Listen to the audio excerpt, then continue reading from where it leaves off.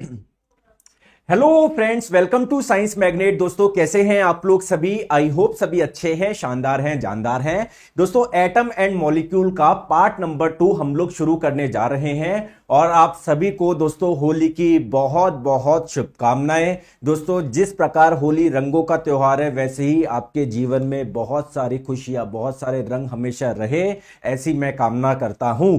चलिए दोस्तों, शुरू करते हैं आज का पार्ट नंबर 2। इसका दोस्तों जो टेलीग्राम चैनल है साइंस बाय नीरज सर, इससे कनेक्ट हो जाइए। सारी इंपॉर्टेंट अपडेट में आपको यहां पर मिलती रहेगी और 2025 के सभी एग्जाम्स के लिए जनरल साइंस का फाउंडेशन बैच आप लोग ज्वाइन कर सकते हो। एक ही बैच में आप लोग के सारे एग्जाम की तैयारी हो जाएगी, पूरी एनसीईआरटी ओरिएंटेड है, ठीक है। और अगर आप लोग चाहे तो कॉम्बो ले सकते हो, चारों सब्जेक्ट आप लोग को इसमें मिल जाएंगे, मैथ्स, रीजनिंग, साइंस, जीके, बिल्कुल बेहतरीन, ठीक है। तो कंप्लीट थ्योरी बैच है, पूरे 2024 के बीच में सारे क्वेश्चंस आप लोगों को करवाए जा रहे हैं। तो साइंस मैग्नेट ऐप इंस्टॉल करें, कोर्स वाले सेक्शन में जाए, यहां पर जाए निर्माण बैच रेलवे फाउंडेशन और इसमें जाके बाय नाउ करके पेमेंट कर दे, आपकी क्लास चल जाएगी। चलिए दोस्तों, शुरू करते हैं एटम एंड मॉलिक्यूल का पार्ट नंबर 2। देखिए दोस्तों, पिछली क्लास में हमने क्या देखा? एटम यानी परमाणु होता क्या है दोस्तों, इसकी हिस्ट्री हमने देखी। हमने देखा कि दोस्तों परमाणु जो होते हैं वो मिलके आपके अणु बनाते हैं। मॉलिक्यूल के बारे में हम लोगों ने थोड़ा सा जाना। अब आइए इसको हम लोग आगे चलते हैं। चलिए,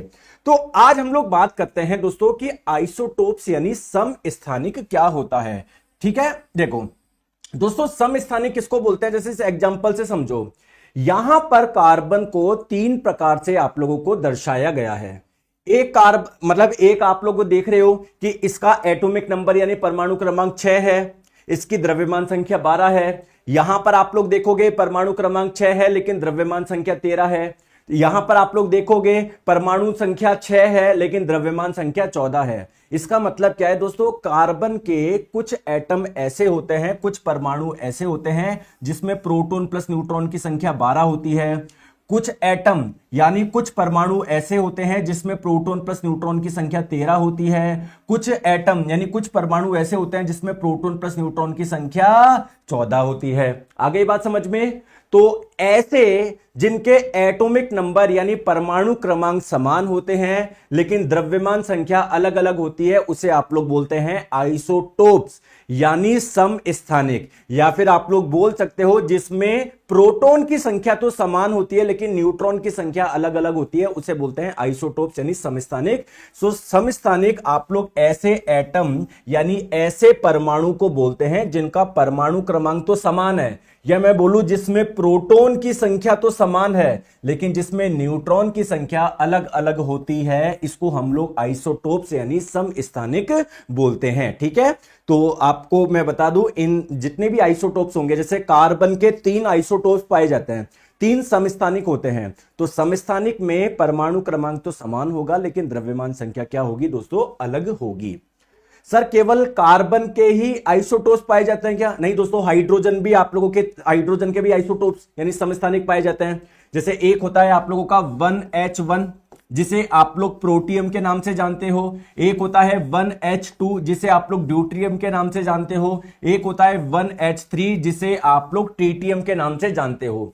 ज्यादा कौन सा वाला पाया जाता है बताएंगे? ज्यादा दोस्तों, ज्यादा मात्रा में ये पाया जाता है 99% से भी ज्यादा, ये कुछ ही मात्रा में पाए जाते हैं। जनरली आप लोगों को हाइड्रोजन के जितने भी एटम मिलेंगे, परमाणु मिलेंगे, वो आप लोगों को ऐसे वाले मिलेंगे।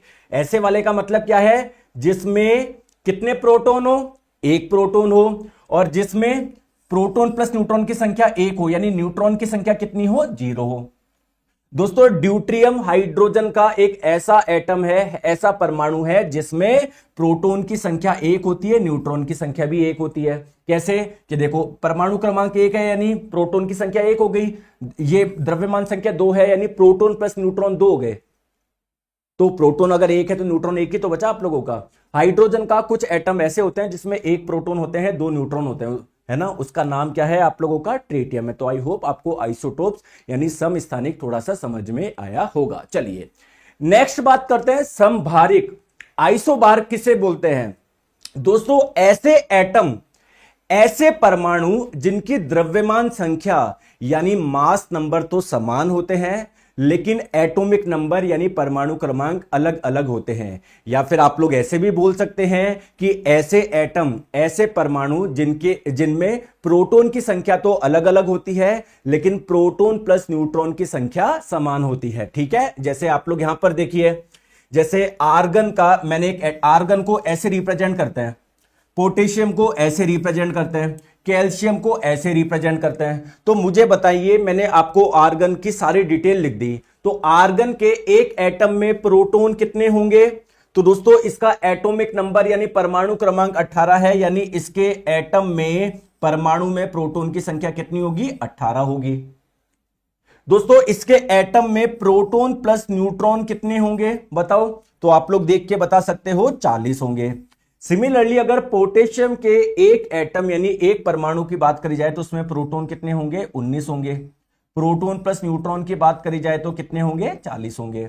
कैल्शियम की बात करी जाए, इसके एक एटम यानी परमाणु में प्रोटॉन कितने होंगे? 20 होंगे। और प्रोटॉन प्लस न्यूट्रॉन कितने होंगे? 40 होंगे। तो दोस्तों ऐसे एटम जिनमें प्रोटॉन की संख्या तो अलग अलग है लेकिन प्रोटॉन प्लस न्यूट्रॉन की संख्या समान है, उसे आप लोग बोलते हैं आइसोबार यानी समभारिक। अच्छा दोस्तों, आप लोग कोई मुझे बता सकता है क्या इनको हमने आइसोबार यानी समभारिक नाम क्यों दिया है? यानी इसके एटम, इसका एटम और इसका एटम, इसका भार समान है, इसका द्रव्यमान समान है। सर कैसे समान है? जैसे अगर मैं आपको बोलूं आर्गन के एक एटम का द्रव्यमान कितना होगा, तो इसके ऊपर जो संख्या है उसके आगे क्या लगा देंगे? एएमयू लगा देंगे, तो 40 एएमयू। अगर मैंने आपको बोला पोटेशियम के एक एटम यानी एक परमाणु का द्रव्यमान क्या है, तो ऊपर जो संख्या है उसके आगे एएमयू लगा देंगे, 40 एएमयू। अगर मैंने आपको बोला कैल्शियम के एक एटम यानी एक परमाणु का द्रव्यमान क्या है, तो ऊपर क्या लिखा हुआ है? 40 है, तो उसके आगे क्या लगा देंगे? एएमयू लगा देंगे। क्या तीनों का द्रव्यमान समान आ रहा है? क्या भार समान आ रहा है क्या? इसीलिए हमने इन्हें आइसोबार यानी समभारिक बोलते हैं। क्लियर है? ठीक है, चलिए नेक्स्ट बात करते हैं आइसोटोन्स, जिसे हिंदी में सम न्यूट्रॉनिक बोलते हैं। बताओ सम न्यूट्रॉनिक किसे बोलेंगे? ऐसे एटम, ऐसे परमाणु जिनमें न्यूट्रॉन की संख्या समान होती है उसे आप लोग बोलते हैं आइसोटोन्स यानी सम न्यूट्रॉनिक। जैसे मैंने आप लोगों को बोला कि एक तत्व है एक तत्व है, मान लीजिए इसका परमाणु क्रमांक है 78 और इसकी जो द्रव्यमान संख्या है वो 131 है। क्लियर है? तो मुझे बताओ इसमें न्यूट्रॉन की संख्या निकाल के बताओ। दोस्तों मैंने बोला मान लो एक तत्व है Y, इसका परमाणु क्रमांक है 74 और इसके द्रव्यमान संख्या है 127। तो चलिए बताइए इसके एटम में न्यूट्रॉन की संख्या बताएंगे तो कैसे निकालेंगे? 131 अगर द्रव्यमान संख्या यानी प्रोटॉन प्लस न्यूट्रॉन की संख्या का योग 131 हो गया और प्रोटॉन की संख्या कितनी है? 78। तो न्यूट्रॉन कितने हो जाएंगे? 131 में से जब आप लोग 78 माइनस करोगे कितना आ जाएगा? 53 आ जाएगा। सिमिलरली इसमें 127 में से 74 माइनस करोगे कितना आ जाएगा? 53 आ जाएगा। क्लियर? तो देखिए क्या इन दोनों में न्यूट्रॉन की संख्या समान है क्या? तो मैं इनको क्या बोलूंगा? आइसोटोन्स बोलूंगा यानी सम न्यूट्रॉनिक बोलूंगा। आ गई बात समझ में? तो आइसोटोन्स यानी आप लोगों का सम न्यूट्रॉनिक किसको बोलेंगे? जिसमें न्यूट्रॉन की संख्या समान हो। यस और नो, इतनी सी बात समझ में आ गई क्या? आ गई। तो चलिए दोस्तों एक क्वेश्चंस करते हैं पहले, फिर हम लोग आगे का चलेंगे। बताओ बताओ, 4 ऑप्शन दिए हुए, बताइए इनमें से आइसोबार यानी समभारी कौन है? तो समभारी किसको बोलते हैं? जिसका मास नंबर, जिसका द्रव्यमान संख्या समान हो लेकिन एटॉमिक नंबर, परमाणु क्रमांक अलग अलग हो। तो अगर आप लोग ध्यान से देखोगे तो यहां पर देखो ऑप्शन नंबर बी में जो नीचे वाली संख्या है वो एटॉमिक नंबर यानी परमाणु क्रमांक को रिप्रेजेंट करती है। तो इन दोनों में परमाणु क्रमांक 12 है लेकिन दोनों की द्रव्यमान संख्या क्या है? अलग अलग है। तो इसको तो आइसोटोप्स बोलेंगे, समस्थानिक बोलेंगे। समभारिक किसको बोलते हैं? जिसमें द्रव्यमान संख्या समान होती है। तो देखो इसमें दोनों की द्रव्यमान संख्या समान है, एटॉमिक नंबर अलग अलग है, तो करेक्ट आंसर आप लोगों का ऑप्शन नंबर सी हो जाएगा। ठीक है, आगे इतनी सी बात समझ में। चलिए अब थोड़ा सा हम लोग आगे चलते हैं।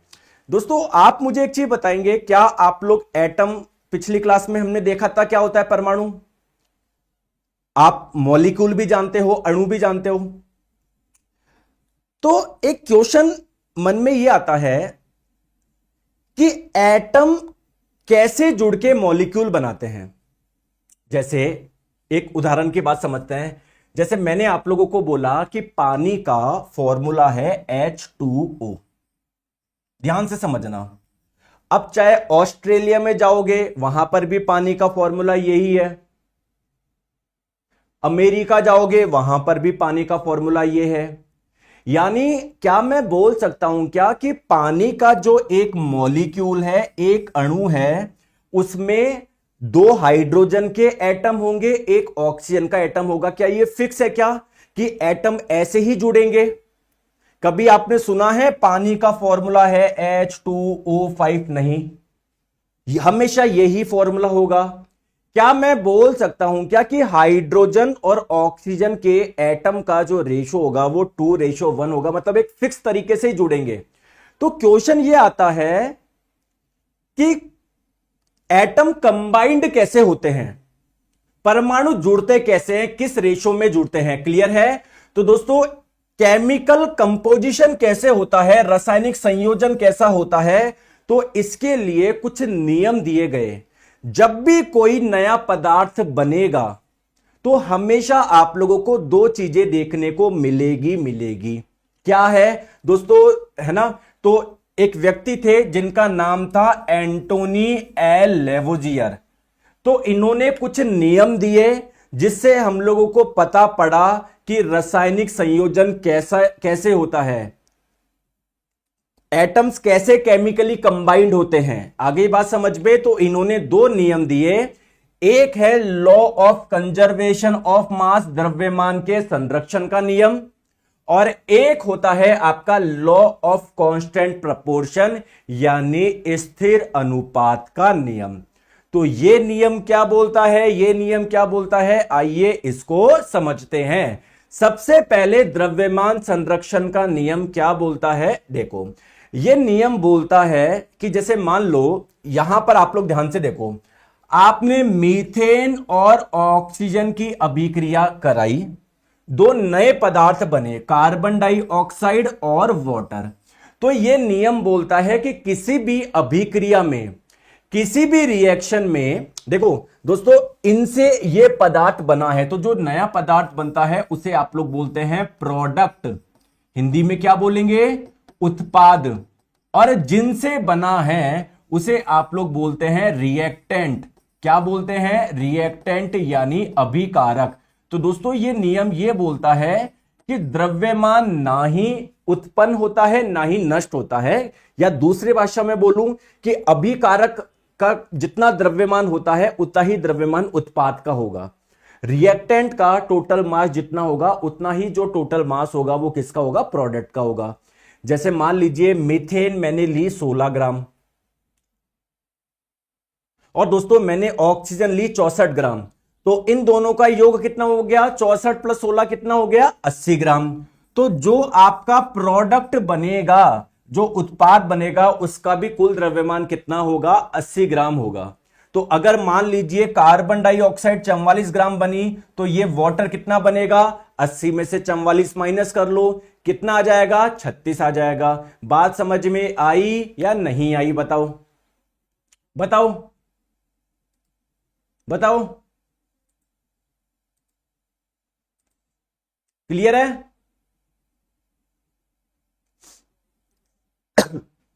अरे बात समझ में आई या नहीं आई? और जरूरी नहीं है ये मीथेन और ऑक्सीजन की अभिक्रिया के लिए ही ये लागू है, हर जगह। जैसे मान लो अगर मैं आपसे क्वेश्चन पूछूं कि हाइड्रोजन और ऑक्सीजन की अभिक्रिया कराई आपने, आपको पानी मिला, तो अगर मैं आपको बोलूं पानी मिला, आप लोगों को एक उदाहरण, 100 ग्राम ऑक्सीजन लिया था आपने, मान लो 30 ग्राम, एक उदाहरण बोल रहा हूं मैं, तो जरूर हाइड्रोजन कितना रहा होगा? 70 ग्राम रहा होगा। चीज समझ है मैं क्या बोलना चाह रहा हूं? चलिए, दूसरा नियम है लॉ ऑफ कांस्टेंट प्रपोर्शन, स्थिर अनुपात का नियम। दोस्तों ये नियम क्या बोलता है? जैसे मान लो कोई पदार्थ है, पानी की बात करता है, पानी का फॉर्मूला क्या है? H2O। ये किससे मिलकर बना हुआ है? हाइड्रोजन और ऑक्सीजन से मिलकर बना हुआ है। तो दोस्तों हाइड्रोजन और ऑक्सीजन का रेशो अनुपात फिक्स रहेगा, 2:1 ही रहेगा। तो हमेशा जो एटम्स होते हैं, परमाणु होते हैं, एक कांस्टेंट प्रोपोर्शन में जुड़ते हैं, नियत अनुपात में। ऐसा नहीं कि अनुपात चेंज होता रहता है। क्लियर है? अच्छा, मुझे एक चीज बताओ, हाइड्रोजन को ऐसे रिप्रेजेंट करते हैं, ऑक्सीजन को ऐसे रिप्रेजेंट करते हैं, तो बताओ हाइड्रोजन के एक एटम, एक परमाणु का द्रव्यमान कितना होगा? ऊपर जो संख्या है उसके आगे एएमयू लगा दो, 1 एएमयू। ऑक्सीजन के एक परमाणु का द्रव्यमान कितना हो जाएगा? 16 एएमयू। तो अगर मैं आपको बोलूं पानी का एक मॉलिक्यूल, एक अणु आपने लिया, तो उसमें हाइड्रोजन के एटम का द्रव्यमान और ऑक्सीजन के एटम के द्रव्यमान का रेशो क्या हुआ? तो हाइड्रोजन के 2 एटम है, एक एटम का द्रव्यमान होता है 1 एएमयू, 2 का कितना हो जाएगा? 2 एएमयू हो जाएगा। ऑक्सीजन के एक एटम का द्रव्यमान होता है 16 एएमयू। तो अगर आप लोग द्रव्यमान का अनुपात निकालेंगे तो क्या ये 1:8 आएगा क्या? तो दोस्तों, पानी के जितने भी मॉलिक्यूल है, जितने भी अणु हैं, उसमें हमेशा उनके एटम यानी परमाणु के जो द्रव्यमान का अनुपात आएगा वो 1:8 ही आएगा। ये नियम ये बोलता है। तो ये नियम क्या बोलता है कि किसी भी रासायनिक पदार्थ में जो तत्व होते हैं हमेशा द्रव्यमान द्वारा निश्चित अनुपात में मौजूद होते हैं। जैसे पानी में हाइड्रोजन और ऑक्सीजन का आप लोग द्रव्यमान का अनुपात देखोगे, 1:8 ही आप लोगों का रहेगा। क्लियर है क्या? बात क्लियर है? ठीक है, चलिए। तो दोस्तों, ये आपका एटम एंड मॉलिक्यूल चैप्टर पूरा हो चुका। लेकिन हमने एटम के बारे में अभी बहुत सारी चीजें जाननी है, तो वो हमारा अगला चैप्टर होगा स्ट्रक्चर ऑफ एटम, यानी परमाणु की संरचना। हम लोग देखेंगे कि परमाणु में इलेक्ट्रॉन कैसे चक्कर लगाते हैं, परमाणु के अंदर बीच में ये क्या होता है, वैलेंसी संयोजकता क्या होता है, आयन क्या होता है। तो ये सारा जो होगा हमारा जो अगला चैप्टर होगा स्ट्रक्चर ऑफ एटम, यानी परमाणु की संरचना, उसमें हम लोग पढ़ेंगे। तो ये जो चैप्टर हुआ इसके मैं क्वेश्चंस करवा दूं आपको, जिससे पता पड़े आपको कितनी चीजें याद है या नहीं है। क्वेश्चन करा दूं? चलिए दोस्तों, ये रहा पहला क्वेश्चन, प्रैक्टिस क्वेश्चंस कर रहे हैं। दोस्तों, आपको पता है डाल्टन साहब ने सिंबल दिए थे, मैंने बताया था ना। तो ये बताओ किसका सिंबल है? मैंने बताया था ना, एक सर्किल जिसकी सरकमफ्रेंस, जिसके परिधि पर ऐसे छोटे छोटे डॉट, बताओ किसका सिंबल था ये? आपको मैंने बताया था ना 12 सिंबल दिए हुए एनसीईआरटी में, 12 तो ध्यान रखो आप। तो बताओ किसका है? क्या फॉस्फोरस का है क्या? नहीं, फॉस्फोरस का तो कैसा था? एक सर्किल, उसमें ये मर्सिडीज वाला साइन। हाइड्रोजन का कैसा था? एक सर्किल, उसमें एक छोटा सा आप लोगों का डॉट। दोस्तों, मरकरी का क्या था? एक सर्किल और इसके परिधि पे से छोटे छोटे डॉट। तो ये मरकरी का था, आपको मैंने बताया था, याद हो तो। और सिल्वर का क्या था? एक सर्किल, उसके अंदर एस लिखा हुआ था। ये आगे बात समझ में क्लियर है?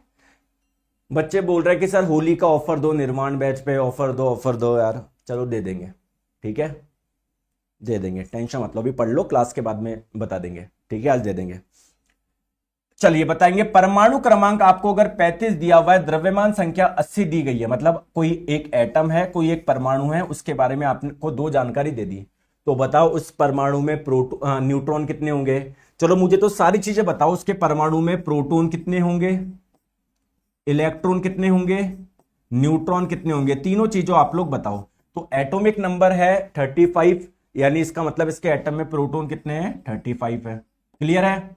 मास नंबर 80 दिया हुआ, यानी प्रोटॉन प्लस न्यूट्रॉन की संख्या का योग 80 है, तो न्यूट्रॉन कितने हो जाएंगे? 80 में से आप लोग 35 माइनस कर लीजिए, कितना हो जाएगा? ये 45 हो जाएंगे। और मैंने आपको बताया था जितने प्रोटॉन होता है उतने इलेक्ट्रॉन होता है, प्रोटॉन 35 तो इलेक्ट्रॉन भी 35, तो क्वेश्चन में न्यूट्रॉन पूछा गया था, 45 आप लोगों का आंसर हो जाएगा। क्लियर है क्या? क्लियर है? आ रही है बात समझ में? चलिए इसका बता, ये तो क्वेश्चन कर चुके हैं हम लोग, चलिए बताएंगे।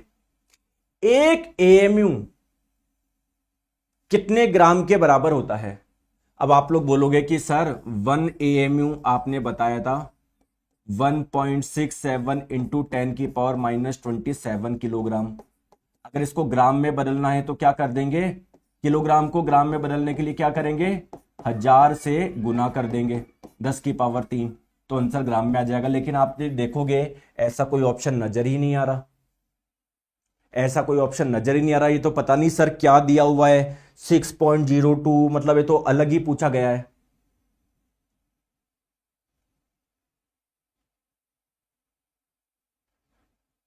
कैसे करें सर, समझ ही नहीं आ रहा। आइए मैं आपको समझाता हूं। दोस्तों मुझे एक चीज बताएंगे, कार्बन को ऐसे रिप्रेजेंट करते हैं। अब आप लोग बोलोगे सर कार्बन को ऐसे ही क्यों करते हैं, कार्बन के दो रूप में और पाया जा रहा था ना। दोस्तों सबसे अधिक मात्रा में आपका ये वाला पाया जाता है, इसलिए कार्बन को ऐसे रिप्रेजेंट करते हैं। पहली बात क्लियर है, ठीक है। अब दोस्तों आप लोग मुझे बताएंगे कार्बन का मोलर मास बताओ, मोलर द्रव्यमान बताओ क्या होगा, जल्दी से बताओ, कमेंट करके बताओ। मैं आपसे पूछ रहा हूं कार्बन का मोलर द्रव्यमान, सभी कमेंट करके बताएंगे। तो आप लोग क्या बोलोगे सर, ऊपर जो संख्या लिखी हुई है उसके आगे मैं ग्राम लिख दूं, आप लोग बोलोगे 12 ग्राम इसका मोलर मास होता है, यानी मोलर द्रव्यमान होता है। क्लियर है, बताओ। और दोस्तों मोलर मास यानी मोलर द्रव्यमान का मतलब क्या होता है, देखो 12 AMU बोल रहे हो, देखो आपको यही नहीं पता, कल पढ़ा था, इतनी जल्दी भूल भी गए। और मोलर मास यानी मोलर द्रव्यमान का मतलब क्या होता है, एक मोल एटम का द्रव्यमान। तो एक मोल यानी इतने सारे एटम, इतने सारे एटम का द्रव्यमान कितना हो गया, 12 ग्राम हो गया। बोलो ये बात समझ में आ गई या नहीं आई, बोलो ये बात समझ में आई या नहीं आई, बोलो। दोस्तों एक एटम का द्रव्यमान क्या होगा, 12/6.023 इंटू 10⁻23 ग्राम। क्या मैं ये बोल सकता हूं क्या, बोलिए, क्या मैं बोल सकता हूं क्या, बोलो।